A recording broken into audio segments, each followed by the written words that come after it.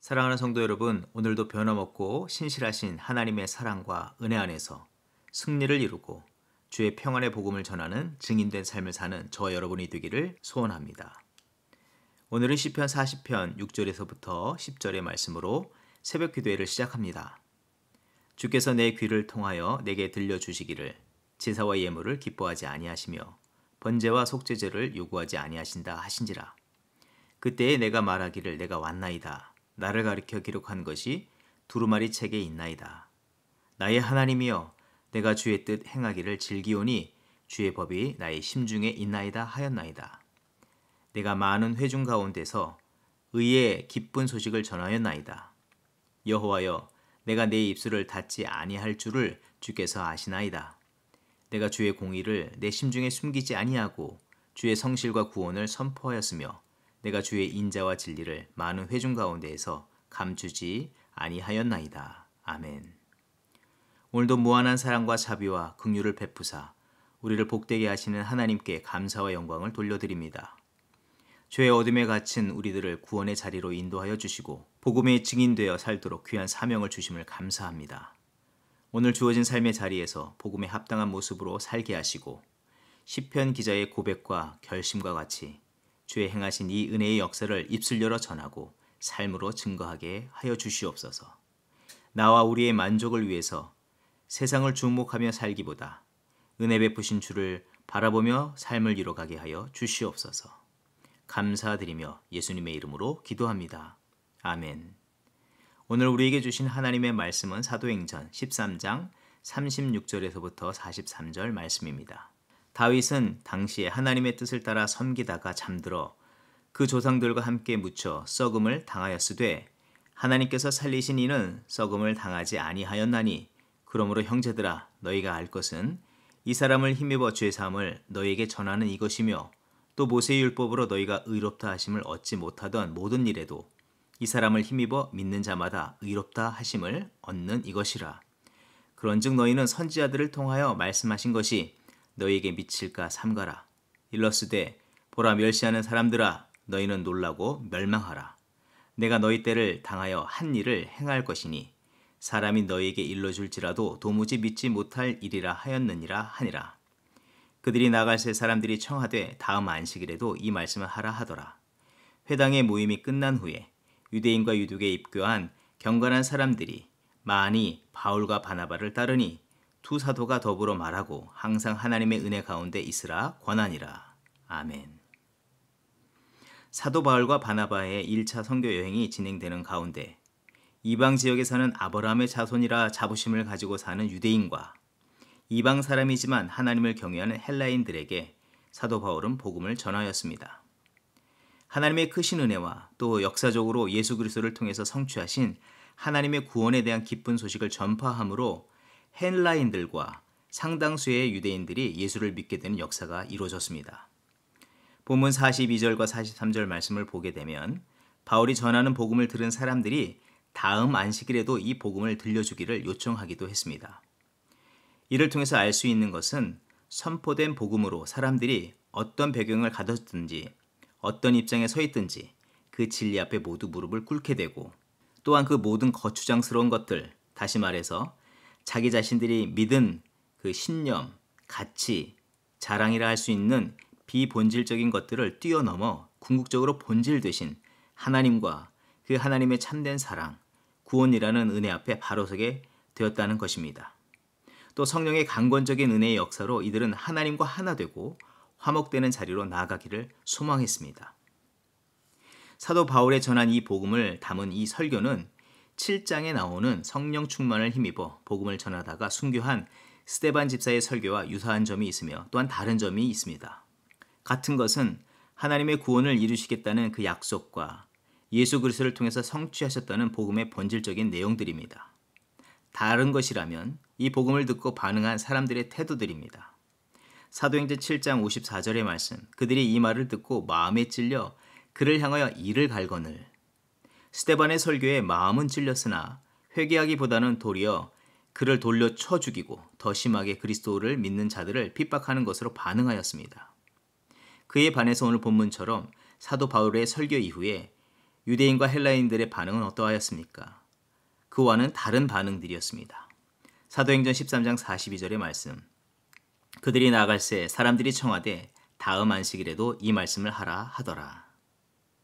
이것은 복음의 진실성의 문제이거나 혹은 복음을 전달한 이 전달자인 스데반과 바울의 어떤 배경과 지식, 그들의 상태의 문제라 하기보다는 복음을 듣고 받는 자들의 마음과 태도의 문제임을 알 수 있는 것입니다. 진리를 찾고 구하며 복음을 겸손과 감사로 받는가 그렇지 않는가의 문제라는 사실을 말해주는 것입니다. 그런데 더욱 중요한 것이 있다면 복음을 진리로 믿고 겸손과 감사로 받는 것과 그렇지 않는 것은 눈으로 보여지기에는 큰 차이가 없을지 모르겠지만 그 결과가 완전히 달라진다는 것을 우리는 주목해야 하는 것입니다. 복음 앞에 비춰진 자신들의 죄와 허물을 회개하지 않고 주를 믿고 따르려는 마음을 포기한 자들은 이전에 해오던 대로 영적인 무지에 갇히고 무고한 스데반을 죽음으로 몰아가며 더 나아가 하나님을 끝내 대적하는 자리에까지 나아가게 되었다는 것을 말해줍니다. 하지만 예수의 발 아래 무릎을 꿇고 겸손으로 복음을 받은 자들의 삶은 어떠하다고 말씀하고 있습니까?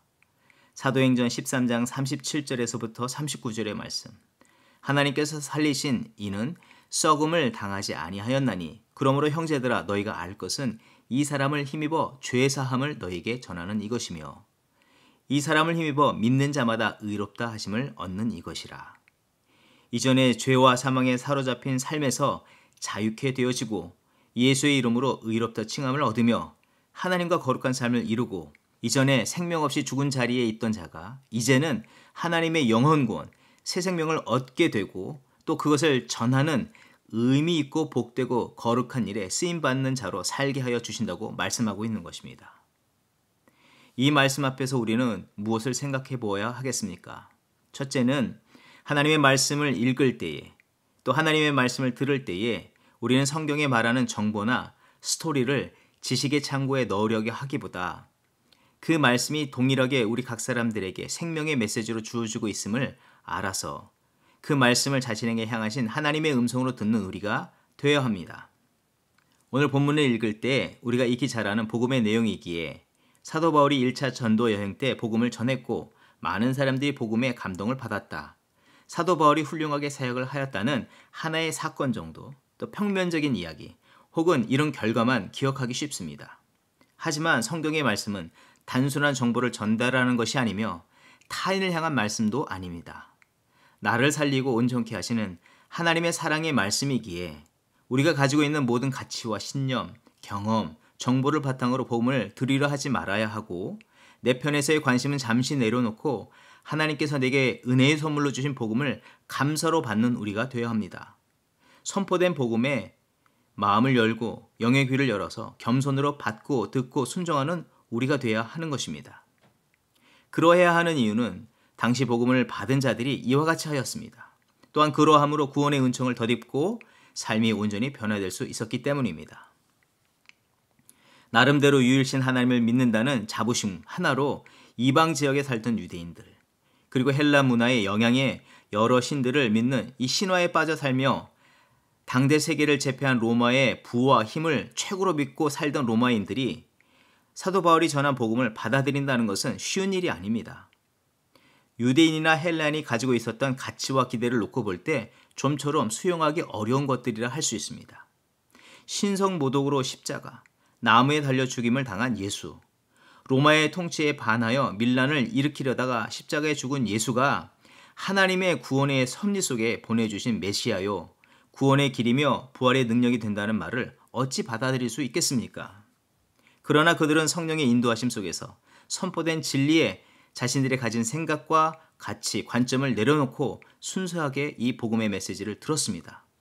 다시 말해서 이들은 복음 아래 자신을 겸손히 내려놓고 무릎을 꿇는 자들이었습니다.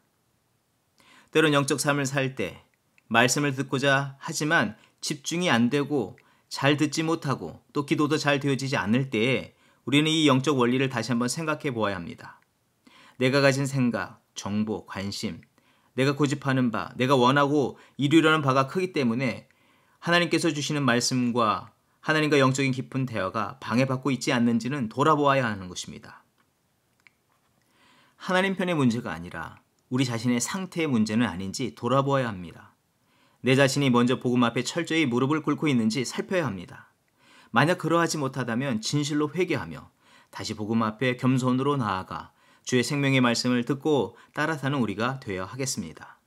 그때 참된 하나님의 복음, 그 은혜가 우리 안에 충만히 임하며 주의 그 새로운 역사가 우리의 삶 가운데 임하게 되는 줄 믿습니다. 그리고 우리 안에 먼저 복음에 무릎 꿇는 영적 삶을 이룬다면 또한 우리는 동시에 세상이 온전히 복음에만 무릎을 꿇고 살아가도록 돕는 자로 살아가야 하는 것입니다. 사도행전 13장 43절에서부터 44절의 말씀. 회당의 모임이 끝난 후에 유대인과 유대교에 입교한 경건한 사람들이 많이 바울과 바나바를 따르니 그 다음 안식일에는 온 시민이 거의 다 하나님의 말씀을 듣고자 하여 모이니 복음을 온전히 전한 결과 많은 사람들이 사도 바울과 바나바 주변에 몰려들었습니다. 심지어 그 지역에 살던 온 시민이 소문의 소문을 듣고 몰려와 하나님의 말씀을 듣고자 모였습니다. 이쯤 되면 바울과 바나바의 입장에서는 신이 나기도 하고 나름 자부심과 어깨가 으쓱거릴 만도 할 것입니다. 하지만 그들은 자신 주변에 운집한 사람들에게 이렇게 말씀을 전합니다. 사도행전 13장 43절의 말씀. 항상 하나님의 은혜 가운데 있으라 권하니라.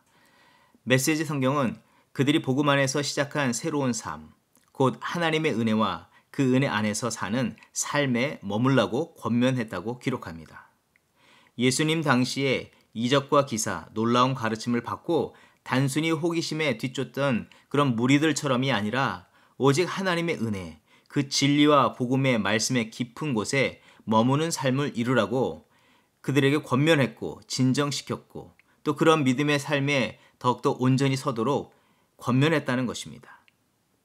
때로는 영적 삶에 큰 은혜가 임하고 또 열정이 일어나서 감당하는 일들의 풍성한 결실을 볼 때 성도와 사명을 감당하는 교회는 그럴수록 자기를 드러내기보다 또 자기를 주목하게 하기보다 그 시선을 하나님께 구원의 주 되신 그리스도께 드리도록 더욱 적극적으로 행하여야 하는 것입니다. 그리고 바른 믿음에 견고히 서도록 도와야 합니다. 바울과 바나바가 구태여 그렇게 말하지 않을 수도 있지만 복음으로 시작해서 사람에게 시선을 빼앗길 우려가 있기에 이 부분을 아주 적극적으로 권면했고 강권하였다는 것을 보여주는 것입니다. 그와 같이 우리도 적극적으로 주님께 모든 영광이 돌아가도록 힘써야 하는 것입니다. 본문 앞절에서 계속해서 보여주었던 놀라운 구원의 역사에는 결코 믿음의 사람들이 하나님의 영광의 자리에 대신 올라서지 않았습니다. 스데반 집사와 같이 죽기까지 자신을 내려놓고 복음을 듣는 자들이 하나님께 무릎을 꿇도록 하기 위해서 최선으로 겸손과 거룩한 모습으로 섬겼습니다. 또 세례 요한은 어떤 삶을 살았습니까? 자신에게 온통 관심이 쏠렸던 그 모든 관심마저도 오직 예수님께 집중하도록 이와 같이 말하지 않았습니까? 요한복음 3장 28절 이하의 말씀. 내가 말한 바 나는 그리스도가 아니요 그의 앞에 보내심을 받은 자라고 한 것을 증언할 자는 너희니라. 신부를 취하는 자는 신랑이나 서서 신랑의 음성을 듣는 친구가 크게 기뻐하나니 나는 이러한 기쁨으로 충만하였노라. 그는 흥하여야 하겠고 나는 쇠하여야 하리라 하니라. 우리는 복음을 전하는 자이지 우리 자신이 복음 자체가 아님을 알아야 합니다. 오직 성경이 예수만 증거하기에 우리는 예수가 증거되는 삶을 살아야 하고 또한 증거된 그 예수께 오직 무릎을 꿇고 순복하는 삶을 살도록 도와야 하는 것입니다. 그러하기 위해서는 철저히 내가 항상 복음에 무릎 꿇는 삶을 이루어야 하는 것이고 이를 통해서만 증인의 삶을 이뤄갈 수 있는 것입니다. 나의 모든 삶이 주님을 향할 때 예수를 알지 못하는 자들이 예수를 바라볼 수 있게 되는 것입니다. 그것은 거창한 것이 아닙니다. 작은 우리의 일상에서 이뤄갈 수 있는 것들입니다. 나의 생각과 입술의 말, 성도들의 이 삶의 내용을 통해서 주를 높일 수 있고 주님께 오직 영광을 돌릴 수 있게 된다는 것입니다. 그런 복음의 참된 증인으로 삶을 온전히 이루어 주 앞에 영광 돌리는 저와 여러분의 삶이 되기를 주의 이름으로 축원드립니다. 기도하겠습니다. 하나님의 참된 사랑과 예수의 복음 아래 무릎 꿇는 사도 바울과 바나바를 통해서 온 민족과 열방이 주의 발 아래 무릎을 꿇는 역사를 보여주신 하나님, 이 말씀처럼 우리 모두 먼저 예수의 복음 앞에 온전히 무릎 꿇는 믿음, 삶을 이루게 하여 주시고 겸손과 감사로 맡겨진 사명에 충성되이 감당하는 저희들 되게 하여 주시옵소서.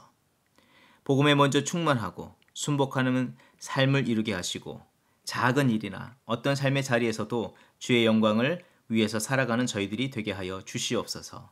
감사드리며 예수님의 이름으로 기도합니다. 아멘. 이 시간 합심 기도의 제목을 나누고 함께 기도하는 시간 갖도록 합니다.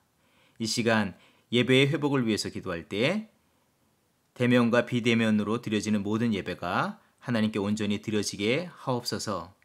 또 이 비대면으로 예배 드려지는 기간이 길어지면서 예배의 자세가 흐트러질 수 있는데 흐트러지지 않도록 하나님께서 참된 예배자의 마음을 허락하여 주시고 참되게 하나님을 예배하는 성도들이 되게 하여 주시옵소서. 또 대면 예배 속에서 교회에 이 코로나 바이러스가 감염되지 않도록 하나님께서 모든 예배자들과 봉사자들을 보호하여 주시옵소서. 또 계속 진행되는 이 온라인 예배와 온라인 사역 속에서 하나님께서 성령의 기름을 부어주시고 믿음과 지혜를 주셔서 온전히 하나님을 예배하고 하나님의 일들을 감당해 나가는 교회와 성도들로 세워지게 하여 주시옵소서. 합심으로 기도하겠습니다.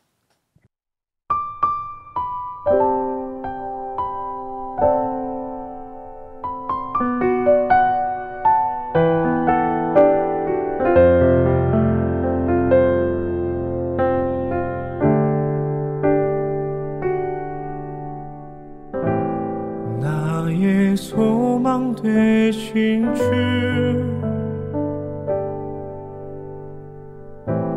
주를 바라봅니다.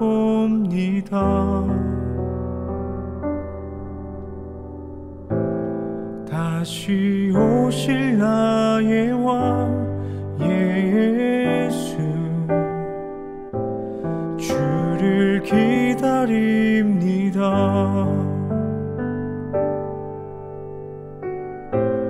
나의 소망 되신 주, 주를 바라봅니다.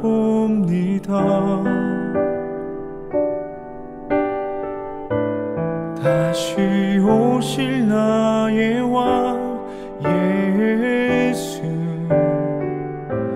주를 기다립니다.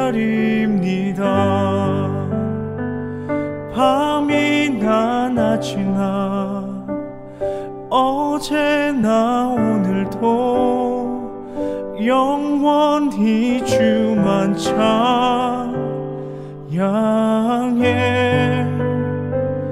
괴롭고 슬플 때 낭망하여 넘어져도 언제나 주만 찬양하겠네.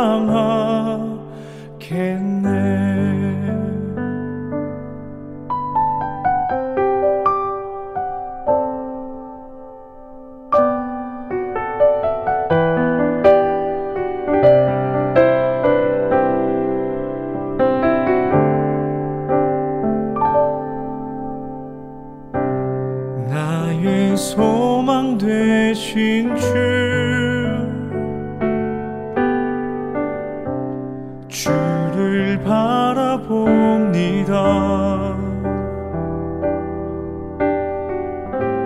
다시 오실 나의 왕 예수, 주를 기다립니다.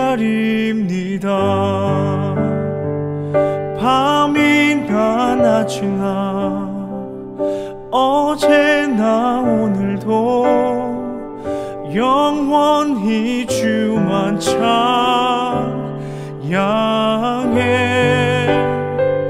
괴롭고 슬플 때 낭망하여 넘어져도 언제나 주만 찬양하겠네. 밤이나 낮이나 어제나 오늘도 영원히 주만 찬양해.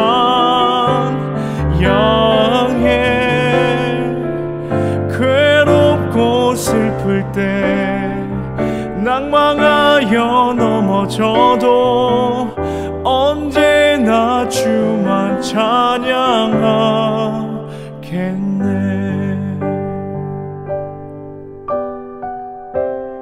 나의 믿음 되신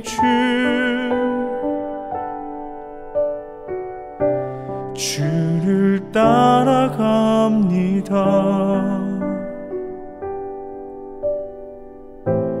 다시 오실 나의 왕 예수, 주만 따라갑니다.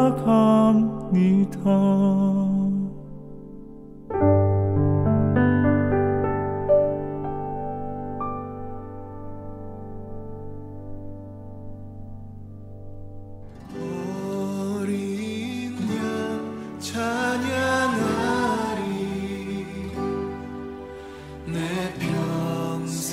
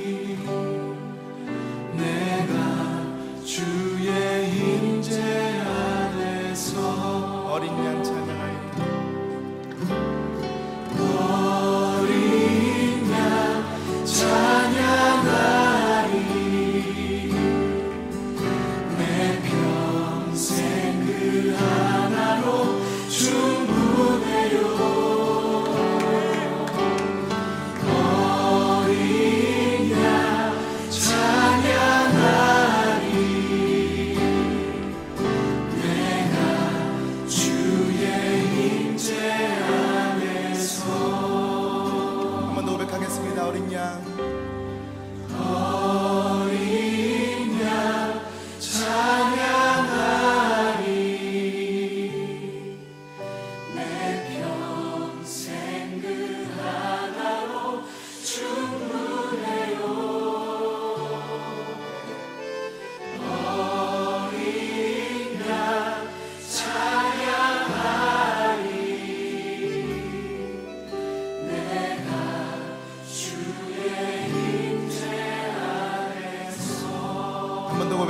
어린 양 찬양하리.